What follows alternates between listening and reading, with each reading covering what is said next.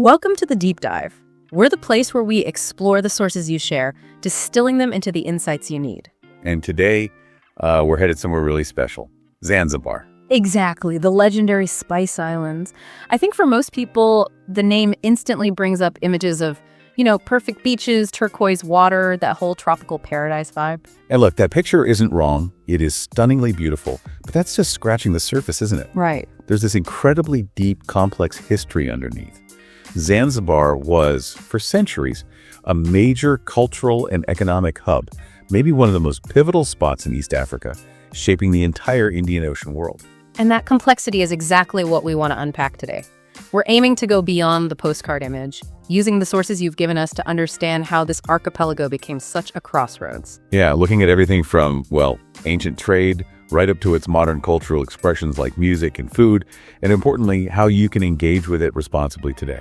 Okay, let's dive in. Where do we even start with Zanzibar's history? It goes way back, Chris. Oh, way back. The sources point to human habitation for at least 20,000 years, back to the Paleolithic era. 20,000 years. Wow. Yeah. And we see actual farming and fishing communities setting up shop around the 6th century AD. So people have been making a life there for a very, very long time. And the name itself, Zanzibar, hints at its connections, doesn't it? It does. It's thought to come from the Persian Zanzibar, meaning something like Black Coast. And while there might have been super ancient trade links, maybe even Sumer and Assyria, okay, the real key, strategically, was the main island, Unguja. It has this fantastic natural harbor, perfectly sheltered. Ah, the harbor. That makes sense. Exactly. It became the ideal stopover, the perfect base for traders moving goods between the African Great Lakes region, the Arabian Peninsula, and all the way to India. So a natural trading hub. But who controlled it? It wasn't always independent, was it? No, not at all. The Portuguese were actually there for almost 200 years, starting back in the 16th century. Yeah. They saw the strategic value. 2 centuries. Oh. Yeah. But the really big shift, the one that truly defines Zanzibar's trajectory, happens in 1698. That's when the Omani Sultanate forces the Portuguese out. Right, the Omanis. And this leads to that crucial moment in the 19th century. Precisely. Around 1832, maybe 1840, the sources quibble on the exact year the Omani Sultan, Said bin Sultan, makes this absolutely huge decision. He moved his capital. Yes. He moves his entire seat of power from Muscat in Oman all the way down to Stone Town in Zanzibar. That seems like a massive undertaking. Why do that? Why leave Oman? Well, it was incredibly shrewd economically and politically. Muscat was just too far away from the action, too far from the rich East African trade routes and the European ships sailing around the Cape. So positioning. Totally. By moving to Zanzibar, Sultan Said could directly oversee everything. The spice plantations, the ivory coming from the mainland, the slave trade, the customs duties. He put himself right at the center of the wealth generation. And it worked. Stone Town became incredibly wealthy. Hugely wealthy. Probably the richest city in East Africa at the time. But that wealth, as you hinted, came at a terrible cost. It was built on what historians often call the 3 pillars. Okay, let's break this down. Pillar 1, spices. That's the famous one. Right, the Spice Islands moniker. Cloves, nutmeg, cinnamon.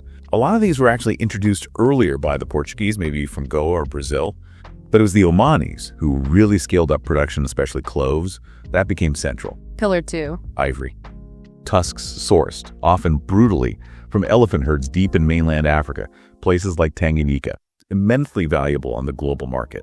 Traders like Tipu Tip became infamous for their reach into the interior. And the 3rd pillar, the darkest one? Slaves. We have to be clear about this. Zanzibar became the absolute epicenter of the East Indian Ocean slave trade. The numbers in the sources are just horrifying. They really are.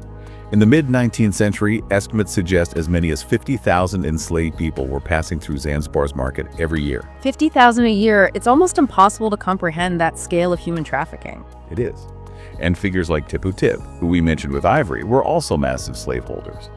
One source suggests he personally owned something like 10,000 slaves working his plantations. It was a system built on brutal exploitation. This sheer scale must have eventually attracted international attention, particularly from the British, who were pushing abolition. It did, though we should be careful not to paint the British motivations as purely altruistic. Abolitionism was certainly a factor, but it also aligned perfectly with Britain's geopolitical aims to increase its own influence and control in the region, eventually supplanting Omani power. Which brings us to a rather bizarre historical footnote. The shortest war in history. Ah, yes.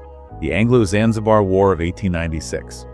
It sounds almost comical if it weren't about real power dynamics. What happened? Basically a succession crisis. The pro-British Sultan died, and his cousin Khalid bin Bargash seized the palace without British approval. The British said, "Step down." He refused. So the British. They lined up their warships in the harbor, issued an ultimatum, and when it expired, they opened fire on the Sultan's palace. 38 minutes later, the palace flag came down, Sultan Khalid fled, and the war was over. 38 minutes. It's a stark reminder of where the real military power lay by that point.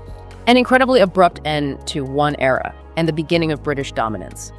But the Omani legacy, the Indian influence, the centuries of trade that didn't just vanish, did it?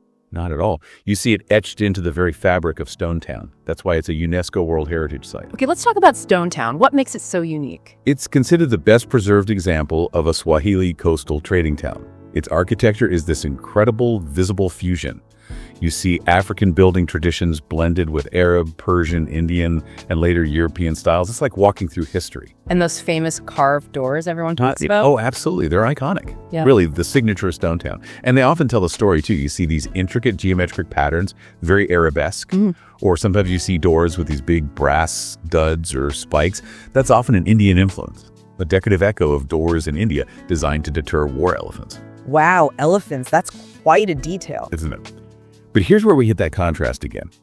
This stunning architectural beauty, this sort of Orientalist fantasy image from afar, hid a pretty grim reality, especially in the 19th century. We have accounts, like from the explorer David Livingstone. Right, I saw that mentioned. He wasn't impressed. He called it Stink-a-bar. Stink-a-bar, seriously? Seriously.